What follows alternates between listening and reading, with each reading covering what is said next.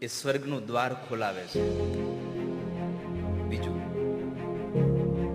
જિંદગીમાં કુસંગ એ નરકનું દ્વાર ખોલાવે છે. મા બાપ સંતાનોને મહાપુરુષની સેવાનું પ્રણ આપે કે સંતોની સેવા કરજો. મહાપુરુષોને બ્રાહ્મણોને જુઓ તો પગે લાગજો.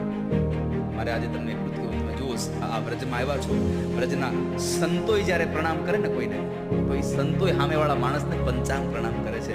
તમને બધાને મારે એ જ કહેવું છે, વારે વારે મેં કહ્યું છે, પુનઃ એકવાર કહું છું કે ક્યારેય પણ મહાપુરુષોને પગે લાગવાનો સમય આવે ને તો પંચાંગ પ્રણામ કરવા અને ભગવાનને પ્રણામ કરવાનો સમય આવે તો દંડવત પ્રણામ કરવા.